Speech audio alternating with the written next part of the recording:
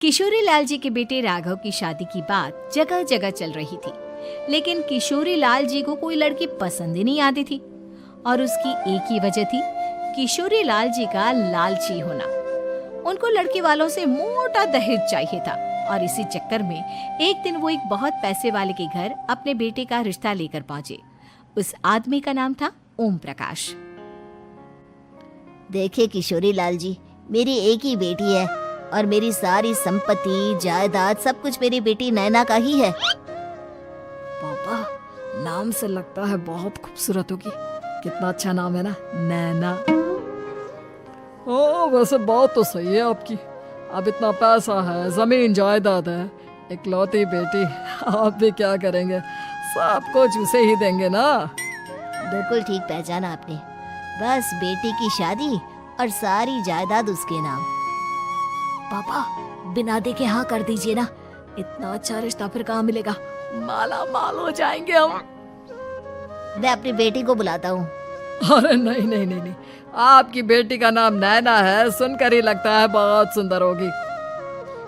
रहने दीजिए अंकल, मैं तो आपकी बेटी के नाम से इतना खुश हो गया हूँ कि उसे बिना देखे शादी करने को तैयार हूँ। अब तो मैं उसका चेहरा सीधे शादी के बाद ही देखूंगा।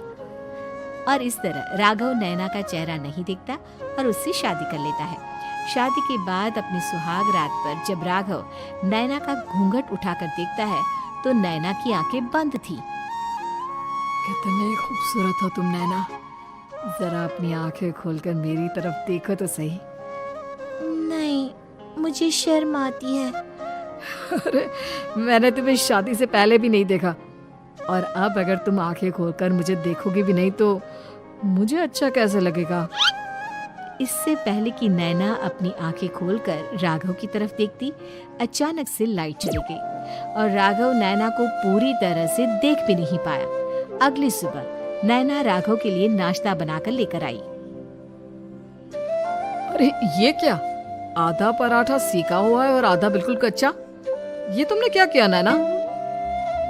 बहू, तुमने क्या आधा पराठा तवे से नीचे लटका कर रखा था, जो आधा सिका है और आधा कच्चा? मुझे जितना दिखेगा उतना ही तो सीखूंगी ना पापा जी।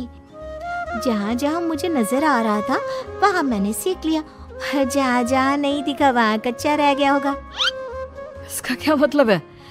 ये कैसा मजाक कर रही है तुम? अरे बहू, तुमने इतना लंबा घूंघट क्यों लगाया हुआ है? देखो, हमारे घर में बहुओं को बेटी की तरह रखा जाता है, और फिर तुम तो इतना सारा माल लेकर आई हो। देखो, ये घूंघट डालकर रखने की कोई जरूरत नहीं है। हाँ नैना, पापा जी ठीक कह रहा है, तुम तो आराम से रहो, अपना ही घर समझो। नैना अचानक से अपना घूंघट उठा लेती है। अरे ये क्या पापा, नैना की तो एक आंख फूटी हुई है। नाम से नैना, लेकिन ये तो कानी बहू निकली। मेरे साथ धोखा हुआ है, धोखा। बिना दिखाए अपनी कानी लड़की मेरे संग ब्याह दी। मुझे कानी बीवी नहीं चाहिए। मुझे अभी ओम प्रकाश जी से बात करनी पड़ेगी। आखिर उन्होंने मेरे साथ ऐसा किया क्यों? अरे, आप लोगों ने ही तो पापा से कहा था कि आप लोग शादी से पहले मुझे देखना नहीं चाहते। अब मेरे पापा पर क्यों इल्जाम लगा रहे हैं? अरे लेकिन उन्हें बताना तो चाहिए था ना कि तुम कानी हो, एक आंख से तुम्हें दिखाई नहीं देता। किशोरी लाल और राघव नाराज होकर ओम प्रकाश को अपने घर बुलाते हैं। पापा जी, ये आपने क्या किया? शादी से पहले बताया क्यों नहीं कि नैना की आंखों में परेशानी है? अरे, आप ही ने तो लड़की देखने से मना कर दिया था। और लेकिन आप बता तो सकते थे। आपको तो हमारी बेटी की प्रॉपर्टी चाहिए थी, वो भी पूरी की पूरी। अब क्या हुआ अगर उसे आधा दिखाई देता है? प्रॉपर्टी तो आपको पूरी मिल गई ना। अरे ये क्या बात हुई? मेरी शादी प्रॉपर्टी से नहीं, आपकी बेटी से हुई है। अब ये तो पहले सोचना चाहिए था। तब तो मेरी प्रॉपर्टी देखकर तुम्हारी जुबान लप लप आ रही थी। लेकिन मैं कानी लड़की को अपनी बीवी बनाकर नहीं रख सकता। पापा, कुछ करिए ना आप। हाँ, करता हूँ। देखिए ओम प्रकाश जी, आप हमारे साथ ऐसा नहीं कर सकते। और तुम देखो, अगर तुमने मेरी बेटी से शादी तोड़ी ना तो जो भी प्रॉपर्टी मैंने तुम्हें दी है वो तो पूरी की पूरी वापस ले ही लूंगा और आधी प्रॉपर्टी तुम्हारी भी लूंगा। अरे मेरी आधी प्रॉपर्टी भला क्यों लेंगे आप? इसलिए क्योंकि मेरी बेटी को आधा नजर आता है और उसकी नजर अभी तक तुम्हारी आधी जायदाद पर ही पड़ी है। अब तुम उसे घर से निकालोगे तो कुछ तो लेकर जाएगी ना। और अगर हम आपकी बेटी को अपने घर की बहू बनाकर रखे तो? तो तुम्हारी पूरी प्रॉपर्टी तुम्हारी ही रहेगी और जो मैंने तुम्हें दिया है ना उसमें से बस मैं आधा लेकर जाऊंगा। अरे लेकिन अब आप अपनी दी हुई प्रॉपर्टी में से आधी वापस क्यों लेकर जाएंगे? अगर मैं आपकी बेटी को अपनी पत्नी बनाकर रखने को तैयार हूँ तो? इसलिए ताकि भविष्य में अगर तुम मेरी बेटी को धोखा दो तो उसके पास कुछ तो रहे जो पति का हो। वैसे मेरे पास तो बहुत कुछ है लेकिन अपने पति की कोई निशानी तो उसके पास होनी चाहिए ना।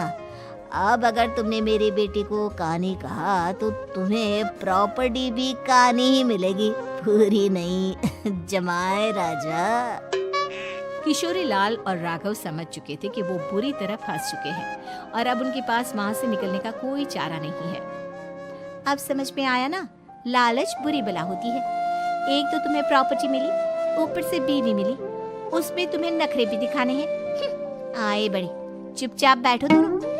कुछ दिनों के बाद नैना राघव की कार लेकर बाजार घूमने निकलती है और जब कार लेकर वापस आती है, ये क्या?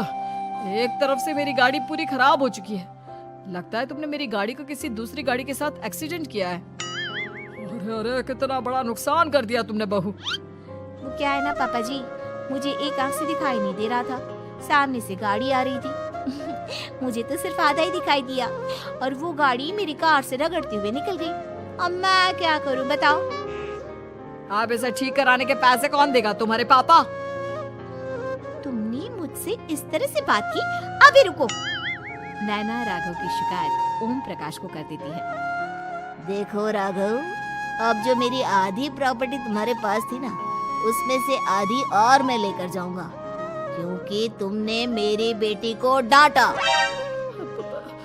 अरे नहीं नहीं पापा जी, गलती हो गई, माफ कर दो।